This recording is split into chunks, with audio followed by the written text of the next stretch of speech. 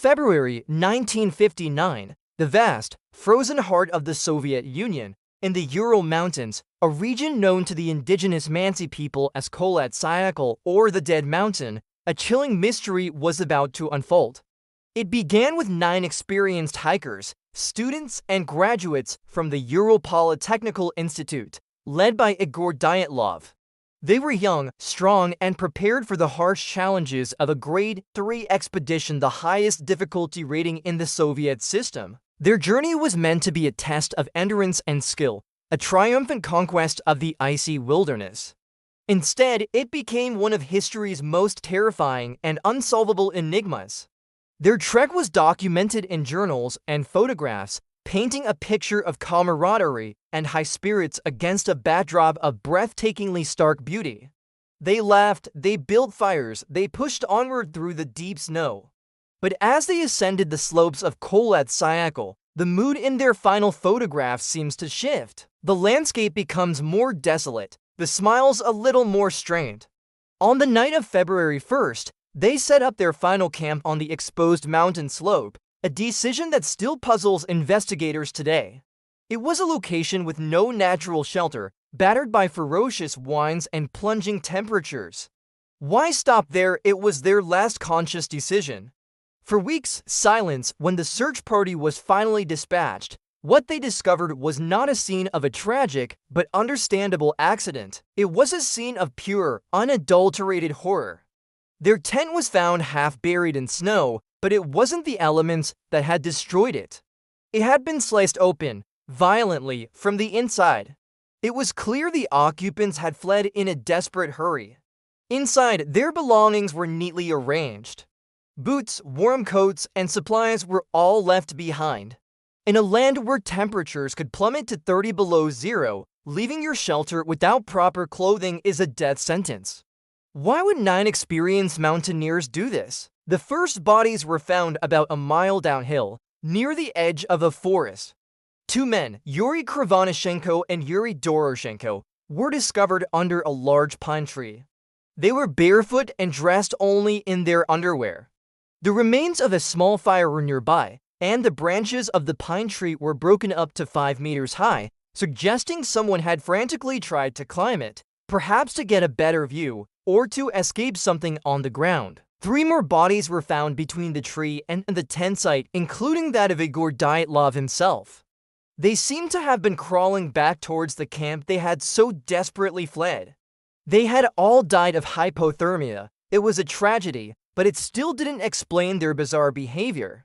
The real mystery, however, was waiting deeper in the snow. It took searches another 2 months to find the remaining 4 hikers, buried under more than 10 feet of snow in a ravine, 75 yards from the pine tree. And it was here that the story spiraled from a strange tragedy into a case of high-level weirdness.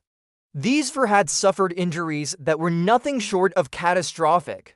Lyudmila Dubinina and Semyon Zolotaryov had massive chest fractures, injuries the medical examiner compared to the force of a car crash. Yet, perplexingly, there were no external wounds, no bruising, no soft tissue damage. It was as if they had been crushed by an immense, invisible pressure. Nikolai the Bobrignol had a fractured skull, also with no external trauma. The details only grew more disturbing. Dubinina was found missing her tongue and eyes. Zolotaryov was also missing his eyes. And Alexander Kolevatov's eyeballs were gone. Were these the work of scavengers? Perhaps, but the lack of other signs of predation left the question hanging in the frigid air. Some of the hikers were wearing pieces of each other's clothing, a grim testament to their final, desperate moments. More strangely still, several pieces of this clothing were found to be radioactive.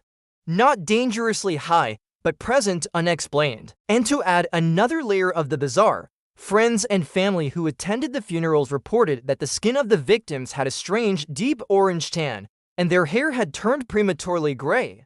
The official Soviet investigation was swift and perplexingly inconclusive.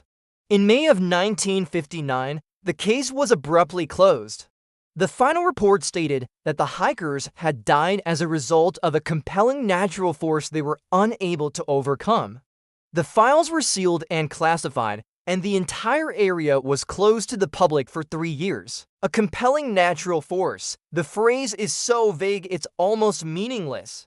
What force could compel 9 seasoned experts to slice open their tent, run into a subzero blizzard without shoes or coats, and sustain injuries comparable to a bomb blast without a single external mark? Over the decades, theories have swirled like the snow on that desolate pass. The most conventional explanation is an avalanche.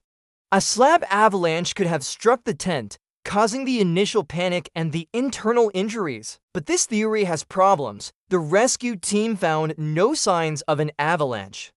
The tent was on the surface, not buried, and the hikers' tracks leading away from the tent were orderly, not the chaotic scramble of people fleeing a wall of snow. Furthermore, the slope was not steep enough for a major avalanche. Could it have been a military weapons test gone wrong? The reports of orange spheres of light seen in the sky that night by other witnesses, combined with the radioactivity and the state secrecy, certainly point in that direction. Was this some kind of concussive weapon that caused the internal injuries and drove the hikers mad? The Soviet government has always denied any military activity in the area at the time. But in the Cold War era, denials meant very little. The secrecy surrounding the case fuels this theory more than any piece of evidence. Then we enter the realm of the truly strange. One theory suggests infrasound low-frequency sound and waves generated by a specific wind pattern called a Kármán vortex street. Infrasound is inaudible to the human ear, but is known to cause feelings of intense panic, dread, and nausea. Could a freak weather event have created an infrasound field that drove the hikers into an irrational, panic-induced flight? It could explain why they fled, but it doesn't explain the crushing internal injuries or the missing soft tissues. Other theories get even wilder. Was it a rare atmospheric phenomenon, like some form of ball lightning? Or was it something more primal? The indigenous Mansi people have legends of small, humanoid creatures stalking their lands. And of course, there are those who believe the hikers stumbled upon something not of this world, an encounter with an unknown intelligence that left them broken and frozen in the snow. Each theory seems to explain one piece of the puzzle, but none can account for all the bizarre, contradictory facts.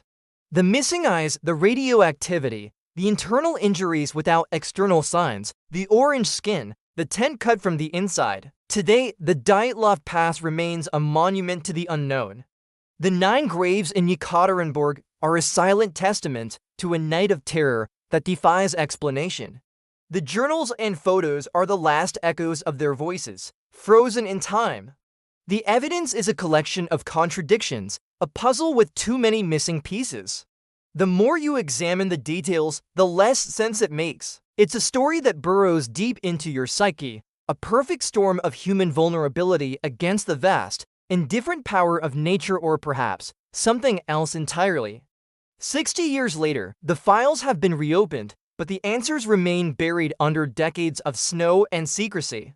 We are left with only the haunting silence of the mountain and one final, chilling question: what really happened on Dyatlov Pass?